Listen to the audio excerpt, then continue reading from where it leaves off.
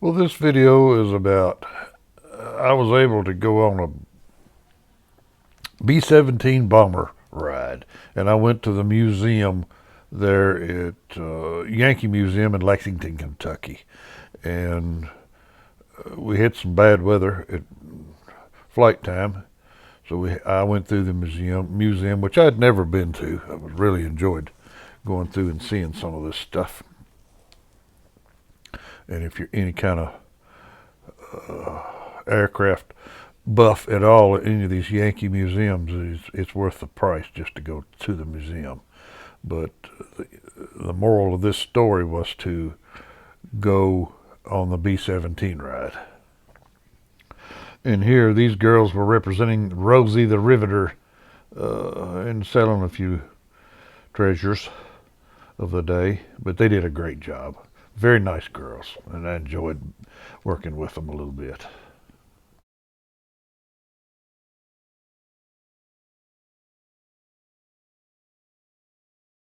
Morning. How are Good you morning. doing How are today? you ladies? Good. You're working hard this morning. We are, and you're going to have a great flight today. I hope. Rose? Yes. It will be wonderful. I hope the weather lets us. Yes, I do too. I signed up for this thing last year and it got canceled with the COVID thing. The first time I went to ride on the B-17, it was canceled. Is that right? Yep. These gals were very personable and were there all off and on all day, and actually later on got out on the tarmac and took some pictures for me. And the rest of this is just different aircraft, and they got them set up with some mannequins in them and what have you, just so you can kind of see what's what. I didn't get to spend a lot of time there. We did wind up flight time coming up, but it was raining outside, so we had to. I just walked around and took a few shots. I just thought it's really a neat place to go. Some of this Vietnam era stuff, and of course the World War II was the B-17. Uh, just neat stuff. And then we got the Blue Angels. There's a F-18. I think they call it F-18 Hornet.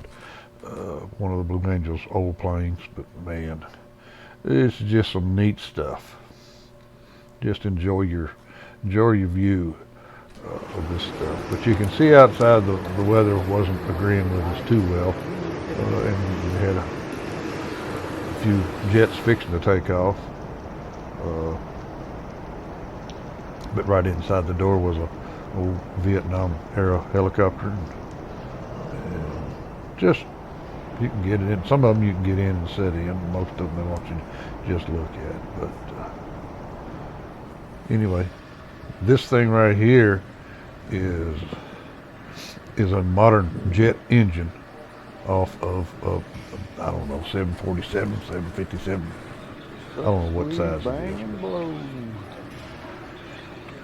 This, as you can see, the suck, squeeze, bang, and blow is the motto of a jet engine. See how big the front end of it is? Then it compresses it right in the middle of it, and then it injects fuel in the middle part of it, and exhaust out the back, which gives you your thrust. So look how big the front end of this thing is. Brings all that air in, and the compressor right in the middle squeezes it down to that little tiny area, and then ignites it, and you got thrust out the back. It's basically how a jet engine works. Kind of complicated to look at, but it's a simple process. But anyway, just a few other odds and ends sitting around.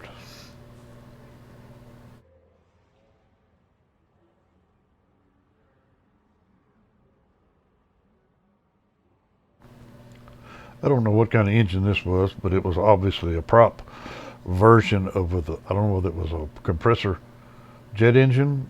By the way that stuff looks to me, that's what it looked like to me. But a turboprop maybe of some sort, an old one. They hadn't even labeled it, hadn't done anything to it, still dirty. That's the way a museum works. But anyway, just stuff to look at. And then we come across here that was quite the shiny deal there. I didn't get a lot of information on that particular one, but Just they're sitting around in there everywhere. There's some kind of amphibious plane with a motor sticking out on the top, and then I don't know. This is it could be considered the old Red Baron.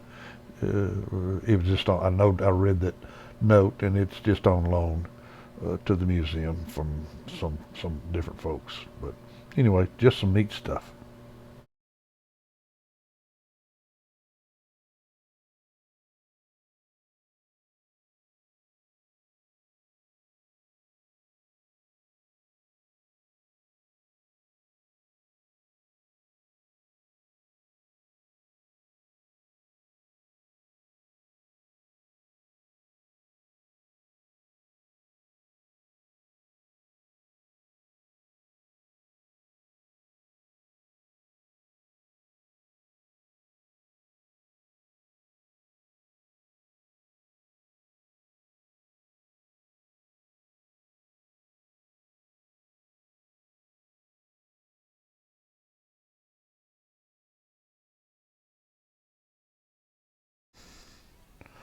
And this darn thing, I've never seen anything look quite like this. It's a 29 cylinder. Those are actual rotary cylinders on this one. But there's some information coming up later. But just I'd never seen any kind of engine look like this, but it was a monster.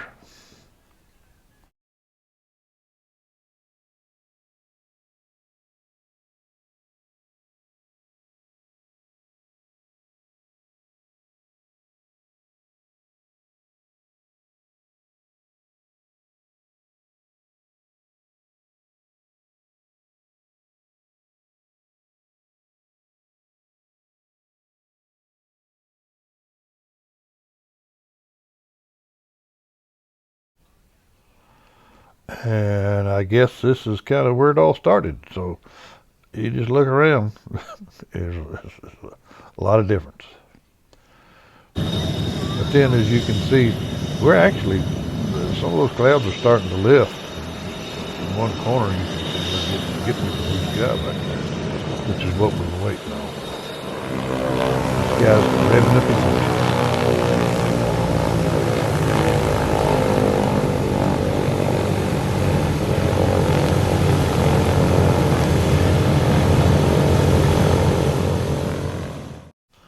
In that previous scene, they were just warming up the engines. I think they have to start them every day and get it warmed up before they even think about tours.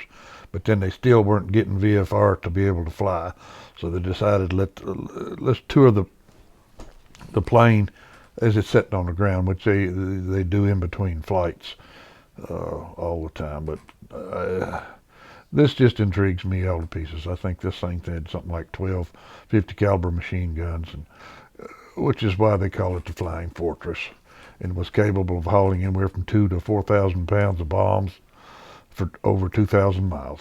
And designed in the 30s, and I think this was one of the later models, built in the 50s or something like that. But this particular plane never did see. There's the bomb bay doors that are open right there, and then there's the little belly gunner. And I want you to look at this drawing. There's how the belly gunner had to sit in this thing for who knows how long he had to sit in there, but that's how he operated a machine gun, on his back. And then there's the side gunners. There's one on each side of that. This is where they called it the exit for the tour, but this is where we load the plane when we're flying. And then you go around to the back of it, and they're kind of like the Maytag repairman. He'd be the loneliest guy in the town.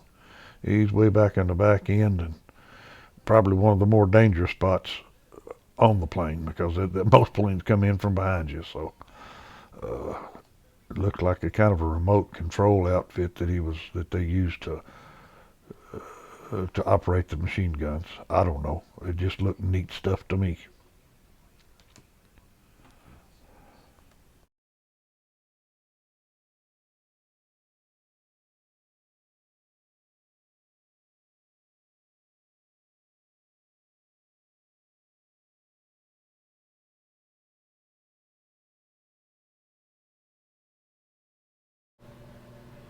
And of course, here's the main headquarters, the cockpit.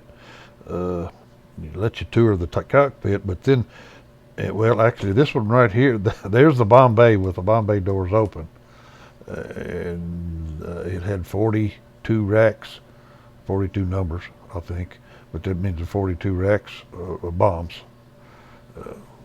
Could theoretically be different, whatever bomb you wanted to use, but anywhere from 2 to 4,000 pounds is what I was told.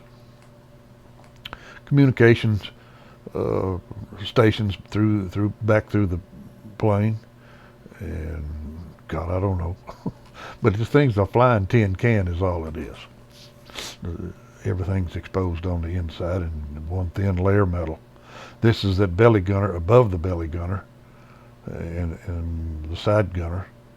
There's your 50 caliber magazines loaded,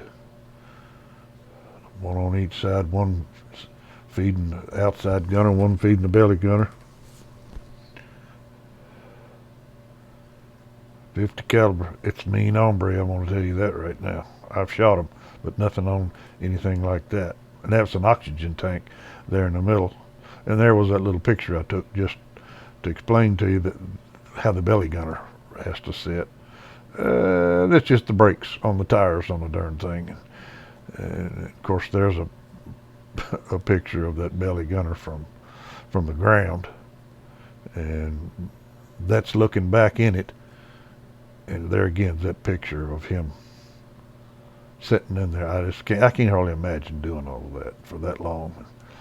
And some of the earlier ones, he had to get in from the outside and couldn't get out. So you can imagine if the landing gear didn't get work, what kind of trouble he was in. And that's happened a few times. But the clouds are beginning to start lifting a little bit, and I heard the pilot talk to one of the guys standing out front. We've got VFR, so they were starting to clear the passengers out, or the tourists out of the way, getting ready to take this thing up on a plane. And the little Rosie the Riveter took a picture for me while we were just standing out there. But there she is doing her little posing. She was cute. But anyway, he's out there getting it ready to go. We're getting ready to take off. Start her up.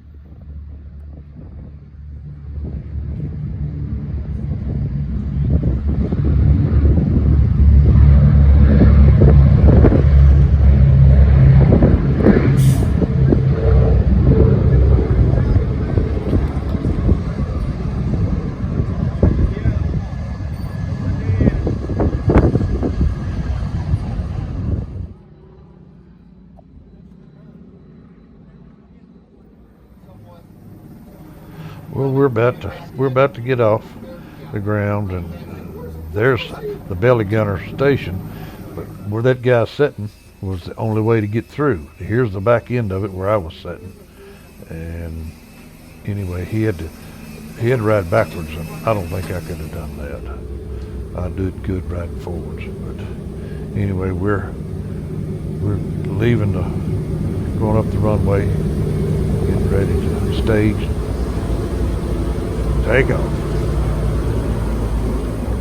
kind of been looking forward to this for 2 years. So,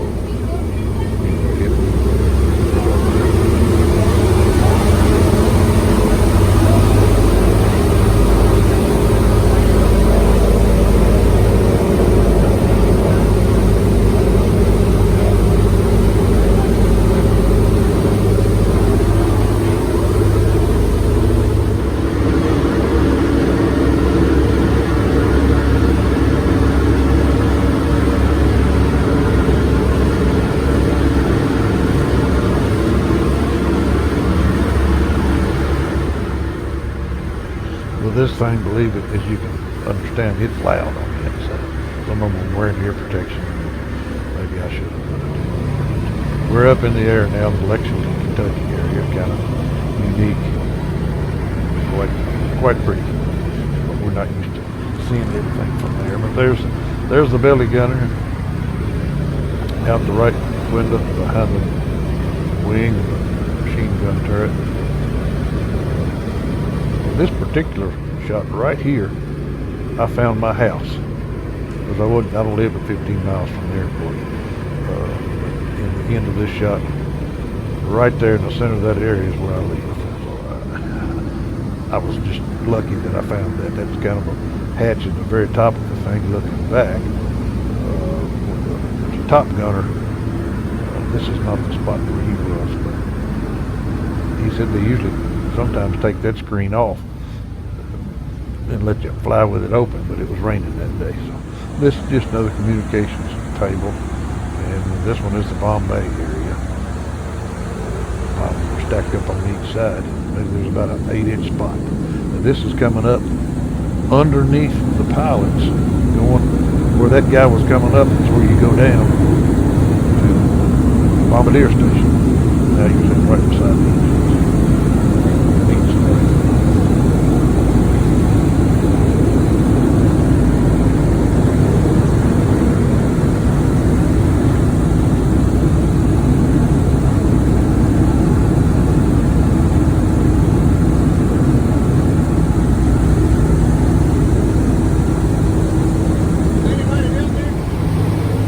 We're in the Bombardier section, front and below the cockpit, in front of the engines. There's a machine 50 cal on that side, 50 cal on the other side, and there's two 50 cals underneath. The way I could understand it, the two guys stood behind him. He sat in that seat, and that little controller on the right, he could control the 50 cals underneath the turret. Very front. This is the very nose end of the plane. There's where he sighted the bombs on the bombing run. I guess when he wasn't a bombardier, he was a machine gunner. I'm just guessing on some of that. It's so noisy you can't talk to anybody up there. But notice, if you'll notice as in some of these shots, all the wires, the hoses is exposed, is tied up, and down on the inside of it. There's actually cables run from the pilot station to the back end of it that work on the flaps and the rudders. There's a lot of hydraulics in it, but it's actually flown cables. So they were telling us, be careful, don't grab those cables. Might change the attitude of the flight and the pilot. So, some neat stuff.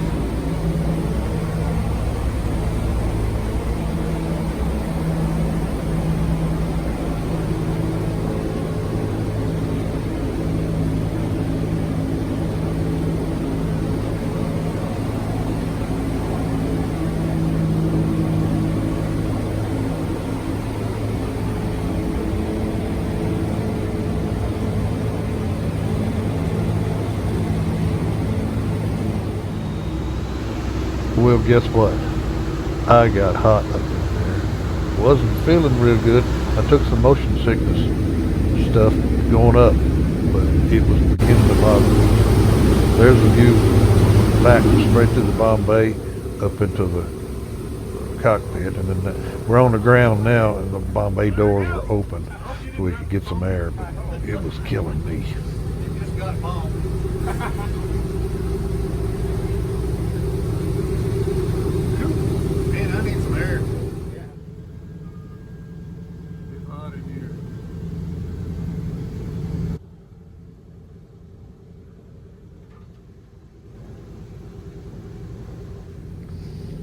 Well, we're on the ground and making our way back to the hangar.